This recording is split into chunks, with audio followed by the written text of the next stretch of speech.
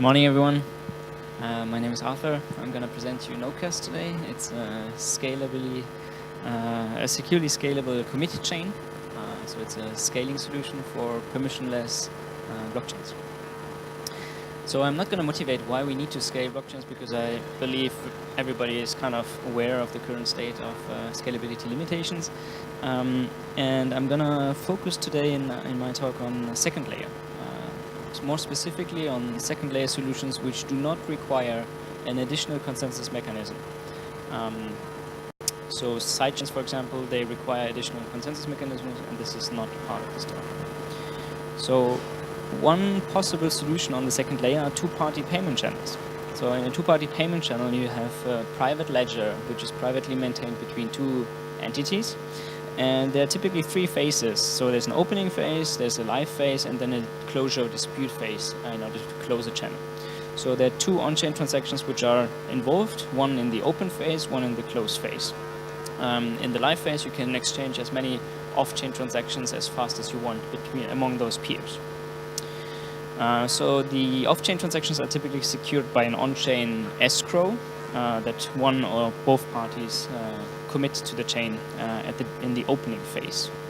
And then they can just exchange off the chain funds which are smaller than the on-chain escrow, and that's why those are secured. The second class of second layer scalability solutions are commit chains. So in a commit chain, we have a central operator here where there are like a number of parties, n, that can become part of this commit chain. And there's actually only one phase, and this is the periodic commits of the off-chain state to the parent ledger, to the parent blockchain. Hence, we call it a commit chain, because they're periodic commits. So if you have a blockchain, and here I just denominate some blocks, block I plus 1, and you have a commit chain operator with some users, then this commit chain operator will commit a constant size checkpoint to the underlying ledger. And that's just the hash of the overall off-chain state. So now let's assume those users perform some off-the-chain transactions among themselves, right? So these can be as many as possible among those members of this commit chain, and then the operator will condense them into one single hash, which is hashed on the parent ledger, and so on. And this is done in periodic intervals, and we also call this period a round in the following. What's important is that the users actively check whether this checkpoint is integer, whether it represents properly the off-chain state, right? So it could have been that the operator changes some or tries to change some contents, and if this were, then the users can issue so-called challenges on the parent chain. So the parent chain is really just used as a recourse for disputes. So what's interesting is that these commit chains, they have very interesting features compared to, for example, Lightning. If one member is offline, he can still receive a transaction. So this is very similar to the guarantees or the usability that you get for on-chain transactions, right? You don't need an Ethereum user or Bitcoin client to be online to receive a transaction, but in two-party payment channels such as Lightning, it's currently required. While in the commit chain, you don't need to be online. And those transactions can be instant as well. So, however, contrary to on-chain transactions, the users need to be online once per round. So they cannot remain offline forever. They should check their state, more specifically the checkpoint, the integrity of the checkpoint, regularly.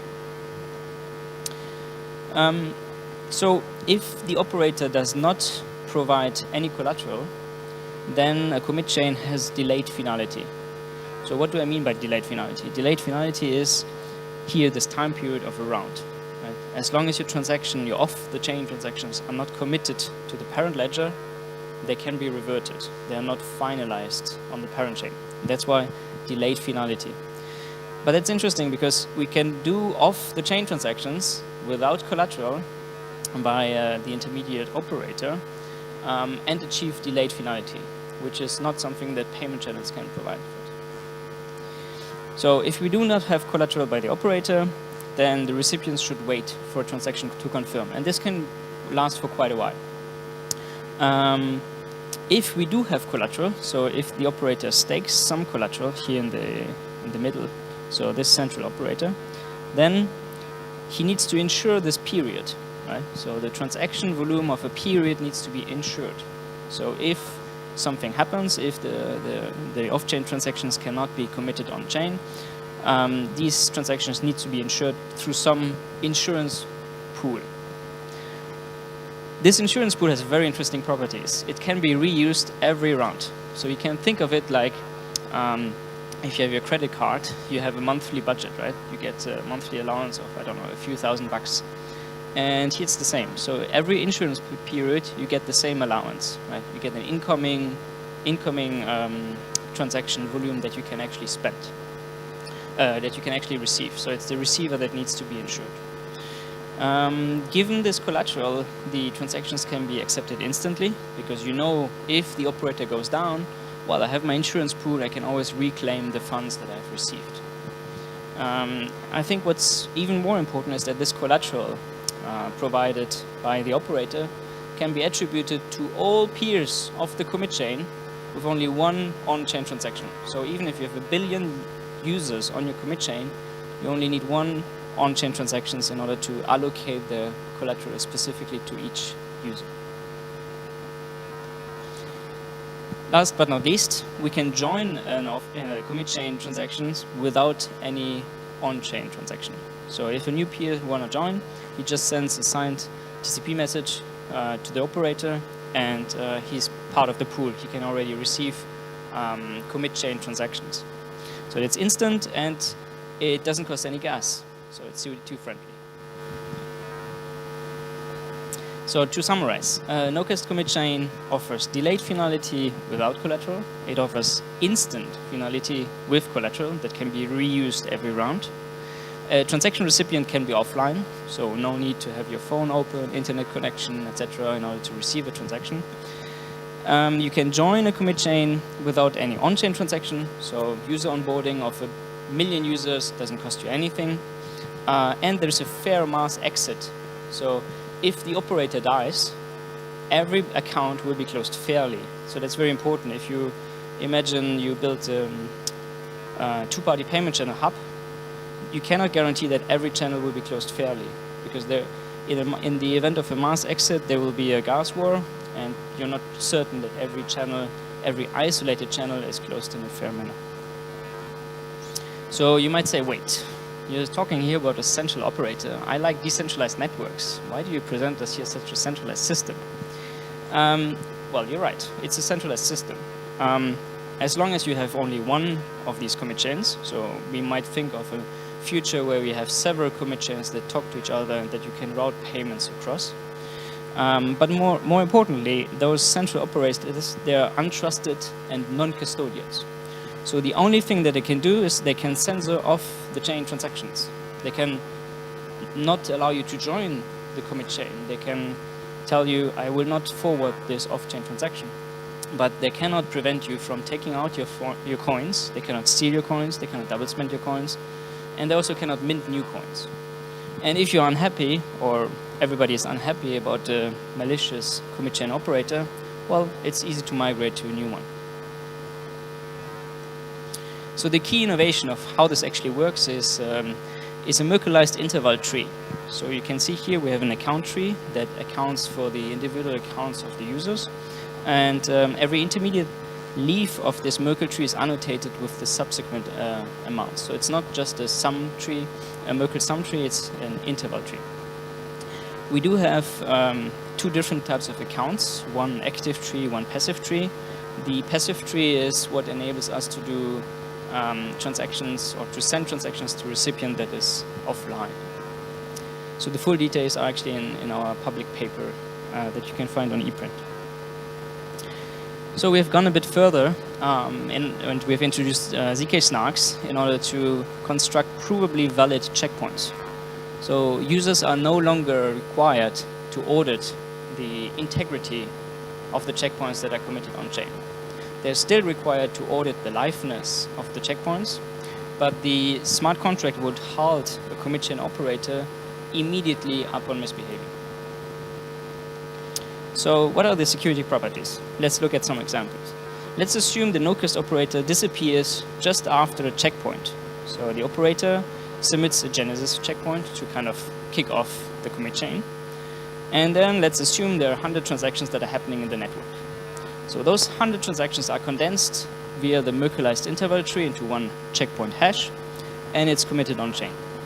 Let's assume this happens again, and just after this checkpoint, the operator misbehaves, either by just running away or just crashing. So the transaction 1 to 200 are committed on the chain because they are in the checkpoints here, and as such, every user of the commit chain can safely withdraw them from the smart contract, from the no-cast smart contract. So everybody's happy. Let's assume the following, which is a bit more complicated. So again, we have an initial genesis checkpoint, a few hundred transactions, another 100 transactions, another 30 transactions, and then the operator dies. So we know from the example before, well, the transactions 1 to 200 are fine, right? They're secure. However, the transactions after this, which are not yet confirmed on chain, well, they're kind of lost. They're reverted because they're never going to be committed to the parent chain. Luckily, we have an insurance pool that allows you to recover those transactions that are lost. So more specifically, the recipients of those transactions need to claim their insurance pool on chain if the operator dies. And this is also the feature that allows you to have instant finality of transactions, because you know, even if the operator dies, I can always get my money back from the on-chain escrow. So what about double spending? So let's say we have Bob, which is a malicious user of the commit chain. He has two accounts, Bob and Bob Prime. And so in the current Merkleized interval tree, so in this one here, which is the account tree in the picture from before, let's assume there are 50 Ether. So Bob wants to send one transaction off the chain with 50 Ether to Alice, and then a second transaction with 50 Ether to Bob. So he wouldn't be able to do this because the operator here needs to sign this transaction, and as long as the operator doesn't collude with Bob, well, he cannot double spend. Easy example. So let's make it more complicated. So now we have Bob, who is colluding with the operator. So we have a malicious operator, we have a malicious user. Yes, you can double spend in this case. So Bob would successfully send a transaction of 50 Ether to Alice and an off-chain transaction of 50 Ether to his own account, Bob Prime. But what would happen then? Well, this is actually only possible either by the attempt of the operator to create coins. So in order to properly credit Alice 50 Ether and Bob 50 Ether, we need to extend the currently only 50 Ether that are collateralized in the no-cast smart contract. We need to double them, right? I mean, 50 plus 50 is 100, so the smart contract will directly tell to the operator, sorry, you have accounted for 100 Ether, I only have 50 in my pool, you're gonna die now. The second example is where the operator tries to steal coins. So if he tries to steal coins, then Alice will see that her checkpoint, the checkpoint that is representing her balance, is invalid, and he can just challenge the operator, and the operator wouldn't be able to respond with a successful answer, and thus the smart contract will halt a malicious operator. So such a double spending attack will not be successful. What are the costs? So is this expensive to run such a commit chain? Well, not really. A checkpoint is roughly 10 cents every 36 hours. 36 hours is our round interval that we've chosen for now. It's just an arbitrary number, just like the block time interval, and people might argue about it. But let's look at the costs. Less than $10 per month in gas costs for the operator. Can we support light clients? Yes. So user storage is just a few checkpoints. There are transactions of the last 2 rounds. You have like roughly 300 bytes per transaction, so it's really lightweight. So you can run lightweight clients on the commit chain easily. What is the user availability requirement? A user should be online at least once every 36 hours. So that's, I think, the biggest usability bottleneck. You might be able to outsource this task to a watchtower. So if you look at the operational costs here for example, withdrawing coins or initiating disputes, what's interesting, they grow with the number of users.